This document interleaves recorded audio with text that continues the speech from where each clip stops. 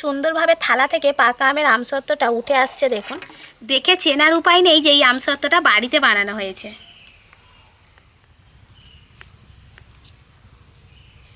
বাড়ি দোকানের মতো আমসত্ত্বটা কতটা পারফেক্ট হয়েছে দেখুন। দেখে চেনার উপায় নেই যে আমসত্ত্বটা বাড়িতে বানানো হয়েছে না দোকান থেকে কিনে আনা হয়েছে। করে নিয়ে নেব।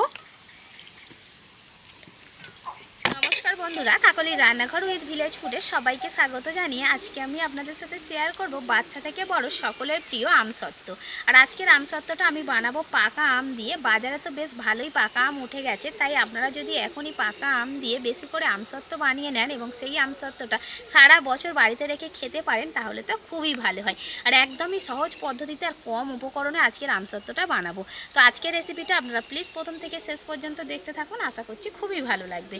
আর যে সকল বন্ধুরা এখনও পর্যন্ত নতুন তারা যদি ইউটিউব থেকে দেখেন তাহলে চ্যানেলটিকে সাবস্ক্রাইব এবং ফেসবুক পেজ থেকে দেখলে পেজটাকে ফলো করে আমার পাশে থাকবেন। তাহলে এখন রান্নাঘরে চলে যাব আর আজকে রেসিপিটা শুরু করে ফেলবো। আমসত্ত্ব বানাবো বলে আমি পুরো 1 কেজি পাকা আম নিয়ে নিয়েছি। আর এবছরে তো গাছের আম নেই যে পাকা আম আপনাদেরকে দেখাবো।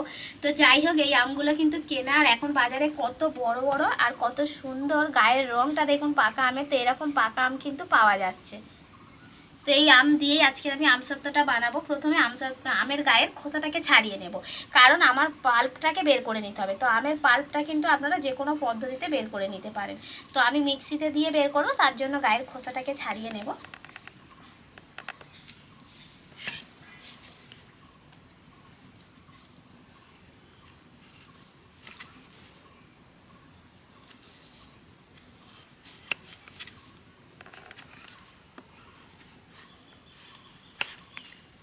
আমের রঙটা যতটা এরকম সুন্দর হবে তত কিন্তু আমসত্ত্বের কালারটাও দারুণ আসবে। তাই এরকম একদম ভালোভাবে পেকে যাবে সেই রকম আম দিয়ে আমসত্ত্বটা বানাবেন।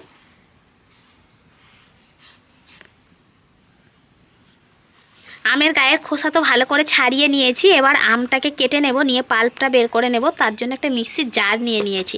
তো আপনাদের যেরকমভাবে সুবিধা হবে সেই রকমভাবে কিন্তু আমের পাল্পটা বের করে নিতে পারেন। আমের পাল্প বের করার অনেক রকম পদ্ধতি রয়েছে, তো আমি সবচেয়ে সহজটা দেখাচ্ছি দেখুন। আমের আঁটিটাকে বাদ দিয়ে পুরো আমটাকে আমি নিয়ে নেব, নিয়ে মিক্সির জারের মধ্যে দিয়ে দেব। একটু ছোট ছোট করে কেটে নিচ্ছি।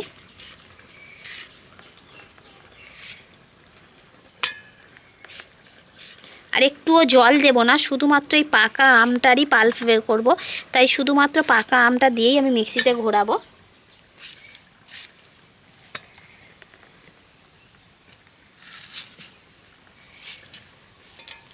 এই যে বীজটা রয়েছে এর গা থেকে যতটা আম নিয়ে নেওয়া যায় ততটাই আমি এইভাবেই নিয়ে নেব বঁটির সাহায্যে।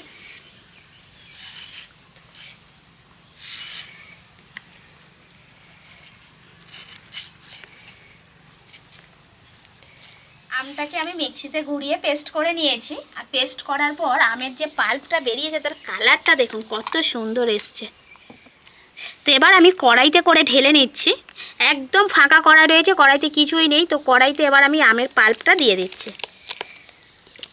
আর এই কাজটা উনান জ্বালার আগে করে নিলে কিন্তু বেশি সুবিধা হয়। তো আপনারাও এটাই করবেন, গ্যাস বা উনান জ্বালার আগেই নিচে এই কাজটা করে নেবেন।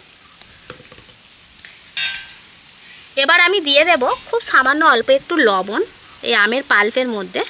বেশি দেওয়ার দরকার নেই, অল্প একটুখানি দিলেই হবে স্বাদ মতো। আর এবার বলি, কাঁচা আমের আমসত্ত্বে যেমন দেখেছেন আপনারা লঙ্কা দিয়েছি, তো লঙ্কা ঝাল মিষ্টি সব কিছুই দিয়েছি ঝালের জন্য। তো এটা যেহেতু পাকা আমের আমসত্ত্ব হবে, তো পাকা আমের আমসত্ত্ব নর্মালি মিষ্টিই হয়, সেজন্য এখানে আমি লঙ্কা দিলাম না। আপনারা চাইলে একটু চিলি ফ্লেক্স দিতে পারেন, শুকনো লঙ্কা একটু শুকনো কড়াই ভেজে নিয়ে গুঁড়ো করে। তো সেটা আমি দেবো না, শুধুমাত্র চিনি দিয়েই করব। তো এখানে আমি চিনি দিয়ে দিচ্ছি। তো এই পাকা আমটা কতটা মিষ্টি সেটা আপনারা একটু দেখে নেবেন, আর কে কেমন মিষ্টি পছন্দ করেন তো সেই মতো চিনির পরিমাণটা বাড়িয়ে কমিয়ে দিতে পারেন। আমি এখানে একটা মাঝারি সাইজের বাটির 1 বাটি চিনি নিয়েছি। তো চিনিটা এবার আমি আমের পাল্পের সাথে সুন্দর করে মিশিয়ে নেব। তো এই কাজটা আমি নিচেই করে নিচ্ছি।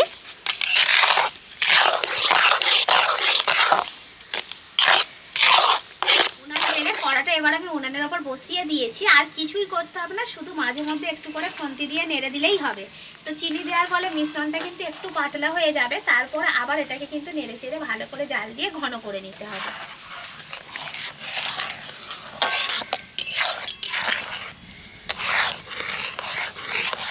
আমসত্ত্বটা যেমন আপনারা এমনিও খেতে পারবেন, তেমন কিন্তু যে কোনো রেসিপিতে দিতেও পারবেন। যেমন ধরুন বিভিন্ন ধরনের চাটনি বানানোর সময় আমরা তো আমসত্ত্ব দিয়ে থাকি, তাছাড়া প্রসাদ হিসাবেও আপনারা কিন্তু এই আমসত্ত্বটা দিতে পারেন, যেমন গোপালের ভোগে। তো তার জন্য এইরকমভাবে আমসত্ত্ব আপনারা বাড়িতে খুব সহজ পদ্ধতিতে বানিয়ে নিতে পারেন।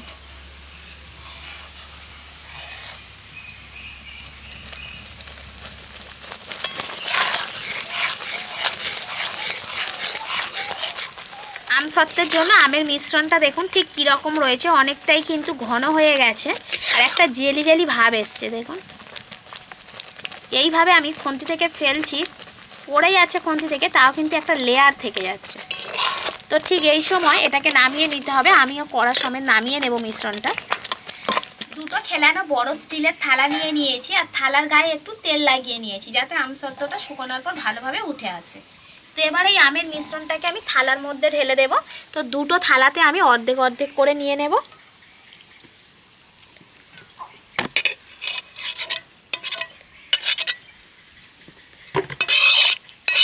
থালার মধ্যে মিশ্রণটাকে খুব সুন্দর করে এইভাবে খেলিয়ে দেব, একটু নাড়লেই সুন্দরভাবে খেলিয়ে যাবে।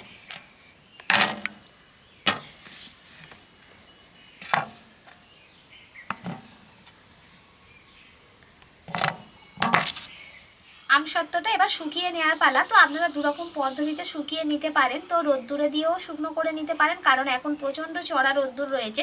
তো যাদের হাতের কাছে রোদ্দুর থাকবে, আপনারা রোদ্দুরে দিলে কিন্তু একদিন বা দুদিনের মধ্যে আমসত্ত্বটা খুব সুন্দরভাবে শুকিয়ে যাবে।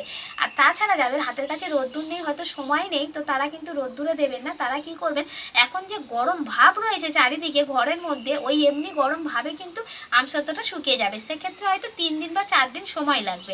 তবে আপনারা যে এখন তো গরমের সময় প্রত্যেকের বাড়িতে ফ্যান চলে, দিনে রাতে যখনই বলুন, তো যখনই ফ্যান চলবে সেই সময় আপনারা সেই ফ্যানের তলাতে রেখে দিতে পারেন।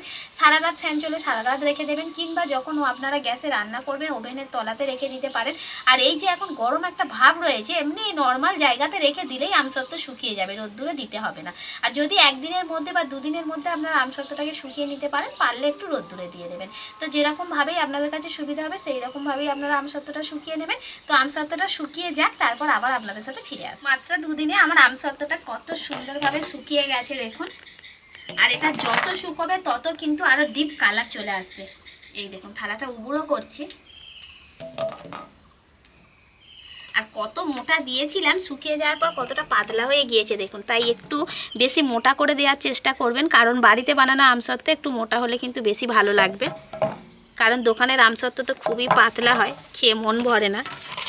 তো এবার আমি থালা থেকে আমসত্ত্বটাকে তুলে নেব। তার জন্য ছুরি নিয়েছি, ছুরি দিয়ে ধারটাকে একটু থালা থেকে ছাড়িয়ে নেব। যে কোনো একটা দিক একটু ছাড়িয়ে নিলেই হবে, মোটামুটি তুলে নিতে হবে হাতে। থালা থেকে এবার আমসত্ত্বটাকে তুলে নেব। আর কত সুন্দরভাবে থালা থেকে পাকা আমের আমসত্ত্বটা উঠে আসছে দেখুন।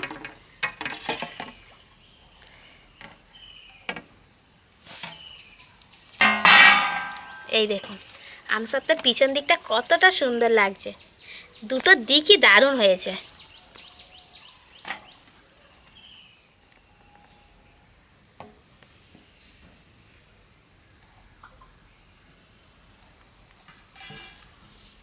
দেখে চেনার উপায় নেই যে এই আমসত্ত্বটা বাড়িতে বানানো হয়েছে। আমসত্ত্বটাকে এবার আমি ছোট ছোট পিস করে কেটে নেব।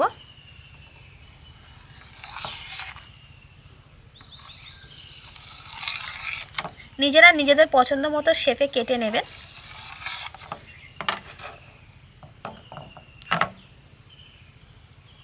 এবার এইভাবে আমি গুঁড়িয়ে নিচ্ছি।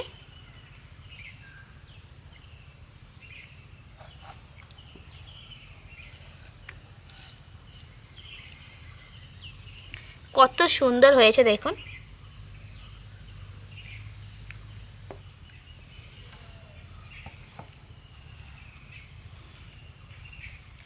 আরও একটা থালায় যে আমসত্ত্ব ছিল সেটাও কেটে নেব।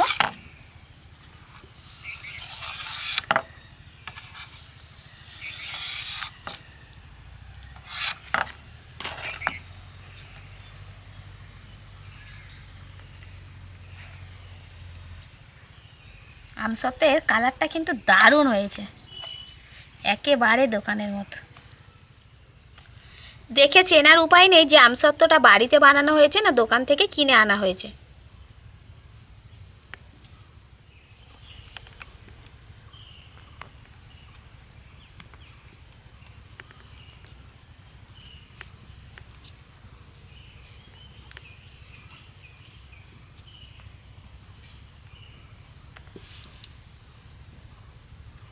সবগুলো আমসত্ত্ব আমি প্লেটে করে তুলে নিয়েছি। তো আপনারা চাইলে আমসত্ত্বটাকে এইভাবে আমার মতো করে মুড়িয়ে মুড়িয়ে রাখতে পারেন, তা না হলে ছোটো ছোটো পিস করেও নিতে পারেন। নিয়ে একটা চিকচিকে মুড়িয়ে কিংবা কাঁচের বয়মে করে রেখে আপনারা কিন্তু সারা বছর রাখতে পারবেন এইভাবে আমসত্ত্ব বানালে।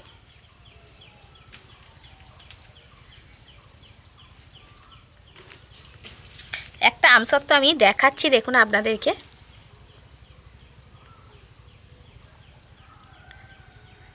আমসত্ত্বটা কতটা পারফেক্ট হয়েছে দেখুন।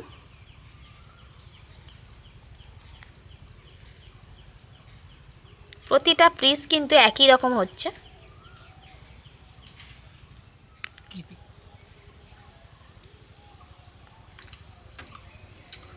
এত দারুণ টেস্ট এই আমসত্ত্বটার যে বাচ্চারা পেলে তো ছাড়বেই না, সাথে বড়রাও।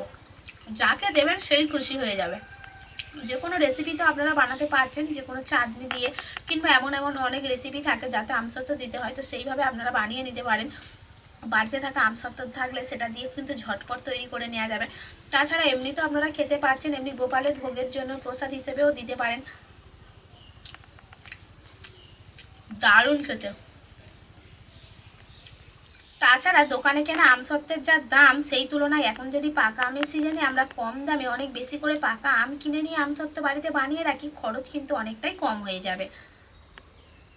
তাই বলবো এরকম পাকা আমের সিজনে আপনারা বেশি করে পাকা আম দিয়ে বাড়িতে আমসত্ত্ব বানিয়ে নিন এবং কাঁচের বয়মে করে কিংবা প্লাস্টিকে করে মুড়ে ফ্রিজে তো রাখতে পারেন, আর ফ্রিজ ছাড়াও যদি এমনি রাখেন তাও কিন্তু বেশ অনেক মাস পর্যন্ত ভালো থাকবে আমসত্ত্বটা।